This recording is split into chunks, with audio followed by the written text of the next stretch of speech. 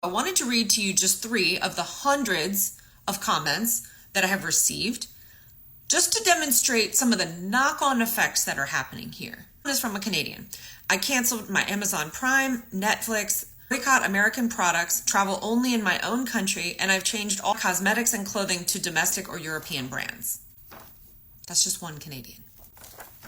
A European says, even if Trump disappears, his voters are still there. The fact that it was possible to elect someone like him means that it could happen again.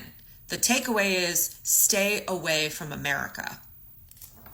German says, what Trump doesn't understand is that people will talk to him and make deals with him while they are secretly securing new trade partners in the background because America is no longer safe. A real takeaway here is that even if you bring jobs home, right, which would take a very long time, you still have the issue of you've pissed off the rest of the world. And the issue is that it's not just the governments that are going around us, right? Military contracts being canceled, all kinds of trade contracts being canceled. That's just at the government level. The people in the country are also banding together and saying, screw it, we're just going to boycott American products, period. People will inconvenience themselves and switch brands if you piss them off bad enough. Of course, this is going to affect global sales, reducing revenue for the United States. When you have reduced revenue, what happens? You have fewer jobs, and you couple that with the fact that the tariffs make the prices go up. When prices go up, what do people do? They don't spend as much. This is why you have to have a diplomat and not a dipshit running the country. Because Trump thinks that he can treat the United States like a business deal. But see, in business, I've been in business myself for 20 years. If you were an unscrupulous shitbag like he is, you could just have a single deal with a company where you could just absolutely stomp them into the ground, right? Because you may only have to do business with them one time. So, if you have no morals, whatever. But that's not how it works in government. We have these long-term relationships, right? Where if Trump genuinely felt that he was being taken advantage of, that the United States was being taken advantage of, a diplomat would go and fly around. Well, I guess only to the countries that he's legally allowed into because he's a felon. But he could have anybody come to the White House and he could renegotiate. But this was never about that.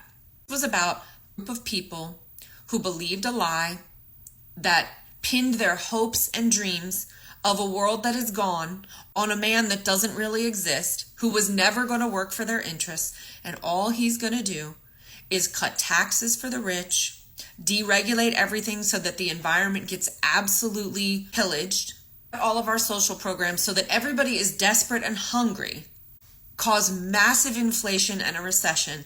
People will do whatever they are told because they are fearful. They just have to survive. That's where we're at right now. Okay, MAGA, this one's for you. I have to read just five of the hundreds of comments that I get every single day from people outside of the United States about how the rest of the world sees these tariffs from Donald Trump. From Hungary. The world can see Trump hasn't signed a single trade deal yet. Worse, they can see that he has broken at least 3 or 4 just to get here. Zero trust. No thank you. London. I'm sure this one was meant to be facetious. I run a trade deficit with this sandwich shop every week. I buy $20 worth of sandwiches and they buy nothing. This unfair practice must stop. They're literally clowning us for not even understanding the basics of trade. Germany. America, could you please tell your president to include services in the trade deficit like Netflix, consulting, tourism, before he starts blathering on about trade deficits? Great point. These last 2 are my favorite. Canada. America be like, oh my God, we're in debt and we have no money and nations are ripping us off. Meanwhile, Americans own a majority of the world's tech and financial infrastructure, as well as most of its wealth. Pure delusion. This one's my favorite. Just says from the EU. It is unbelievable to the rest of the world that your country elected this diabolical idiot not once, but twice. You all lost the respect of the entire world. Definitely the end of everything for you. All the new alliances will never come back. Goodbye, good riddance. Thanks for making Europe great again. Ouch. All right, I'm just going to read you just 5 or 6 of the comments that I get from hundreds, if not thousands of comments around the world about how the world feels about our whole tariff situation here. India. It's the arrogance of thinking the world couldn't survive without you when you're only 4.2% of the world's population. It's called math, guys. Canada. The rest of the world will just not care and move on. America will become marginalized. Looking forward to a century without the US bullying the rest of the world around. A. Spain. Real question is, why would you make a deal with a crazy person who has less than 4 years left versus someone who isn't going anywhere? Also, the crazy man is constantly poking you in the eye. England. Trump just completely ruined the USA brand.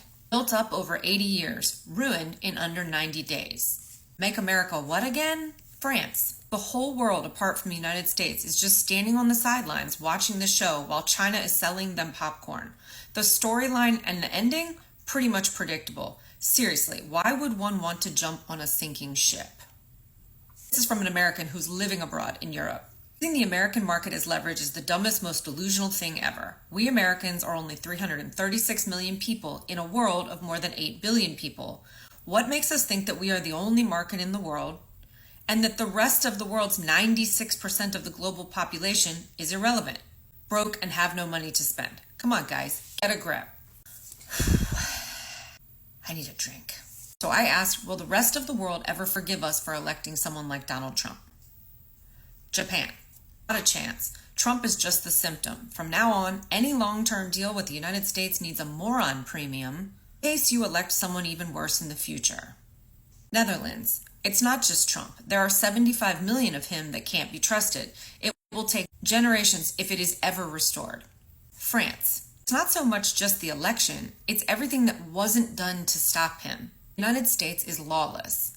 Owie. Remember that the question was, would the world forgive us? Great Britain says, sure, as quick as the rest of the world forgave Germany in 1941. France. U.S. today reminds one of the crumbling empires before the world wars. Arrogant, deaf to the world's anger, convinced of their own invincibility. History doesn't lie. Empires fall, and it's never the outsiders who bring them down first. It's the rot inside.